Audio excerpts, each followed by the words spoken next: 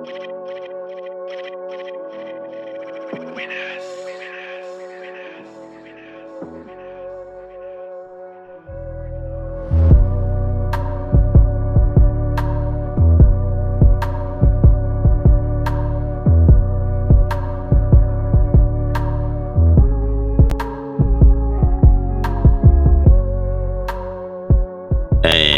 welcome back. And it's your boy, it's the T.O. dot. And just wanted to do a breakdown of the costing for my Thailand trip. So, as many of you guys already know, I was recently in Thailand and I had a good time. And I did spend a fair amount of money. And I just want to break down the costing. So, in the event that you yourself are planning to be heading out to Thailand, you guys will have a good idea of the costing for not only your flight, your accommodation. Okay, that's fair enough. Your food costs, you're spending money, and obviously you're spending on souvenirs and other knickknacks. And of course, and I guess most importantly, the costing for your nightlife entertainment. All right. So I'm giving you the costing for my trip, but I'll make an accommodation for you guys that are going to Thailand and you guys will be spending a bit more on the nightlife side of the game. I'll give you guys a breakdown as well. So, as many of you guys know, I flew out to Thailand a different route this time. So usually when I fly to Asia, I usually fly from Toronto. I usually fly through the over the Arctic, and into Russia, and then come down into through China and go through Korea or Japan. I did something different. I went through the Middle East. I flew on Etihad Airways and I flew through Abu Dhabi. I don't know if you guys know about Abu Dhabi. I flew through there, and I did my connection in Abu Dhabi, and from Abu Dhabi I went to Bangkok. The costing for that flight, which is a little bit different than my normal flight, was $1,600, and it was not as comfortable as the Asian Airlines. I'm going to admit, it's a very nice airline. It's very fine, but it's not the same level of comfort as flying Ava Air. I definitely think Ava Air is just one of the most comfortable airlines to fly. My body was hurting, especially on the return flight back. My body was really hurting. So yeah, maybe won't do that again.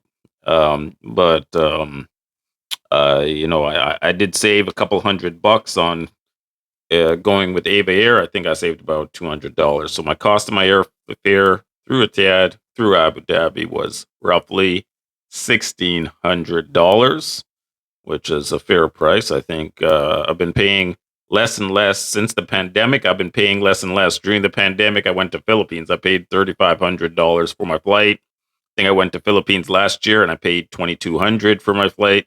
This time I'm down to $1,600. So obviously it's not as great as before pandemic when I was paying just $800 for my flights during before pandemic. Now, let's get into the accommodation cost, guys, because I want you guys to know exactly what I paid and how much I paid. So, when I was in Bangkok, I actually did stay at the Night Hotel. So, many of you guys know the Night Hotel. It's there on Soy 15, and it was a nice accommodation, and I paid roughly $100 a night, so about $300 for 3 nights in Bangkok. So already now we're at $1,900 for my total costing. So now let's get into my costing for Pattaya. So in Pattaya, I was staying in the Vogue Hotel. That's on Soy Lanky. It's right by Soy Bacau and Soy Diana. And there I was paying roughly $30 a night, or that's $30 Canadian. That roughly works out to $20 American. And I was there for 10 days. So roughly 300 Canadian or about 200 American. So that was a cost for that hotel, which is a nice hotel. Obviously, I can't complain. I got the job done. It's a nice hotel. It's clean, nice restroom, a bathroom, and a nice bed. I didn't have any complaints. It has a pool. It's convenient. It's right at the center of Soy Lenki, Soy Diana, and Soy Bacal, like right in the middle of Pattaya, like Grand Central Station, right in the middle of Pattaya. So obviously, can't go wrong. Can't go wrong with that location, that costing. They had a breakfast. They gave us a few free breakfasts. I forgot to even take these brochures they gave me for the free breakfast. I just paid for the breakfast. So that was actually my mistake. And obviously, I did go swimming there as well. I had a nice pool there. I could do my laps. I could swim up and down in the pool, lap pool. And yeah, man, I was very satisfied with that. I was swimming there. I think we did swim 3, 4 days. So basically, half the time we were there, we were swimming at least half the days. I was there at the Vogue Hotel. So definitely good value for money there.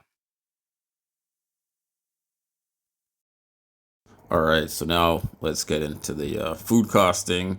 So I did go out to the Pattaya Beer Garden for a few nights. Went out to Tree Town. Went to Kiss Food and Drinks. So on average, my bill cost would be on average for everything.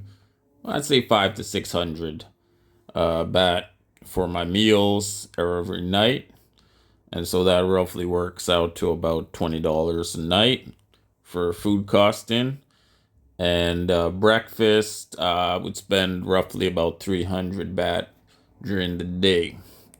So 500 in the evening, 300 in the day, so about 800 baht per day on the food costing. So that's roughly 40-ish Canadian dollars, about $30 Canadian. And of course, I was out there for 13 nights, so that roughly works out to about $400 for my meal cost.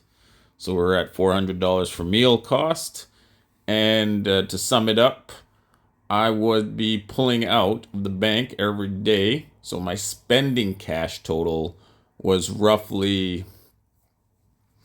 $220 a day. I would be pulling out. So $220 a day. And again, I was there for 13 days, so roughly $2,500 for my spending cash that was being pulled out every day from the bank machine, or I transferred it out. So that was my total cost. So that'll give you a little bit of a breakdown there of all of my costing for the 2 weeks that I was there in Pattaya, guys. So I hope that was informative for you guys, and just let me know what you guys think, man, of my little trip here, guys. Thank you guys for watching.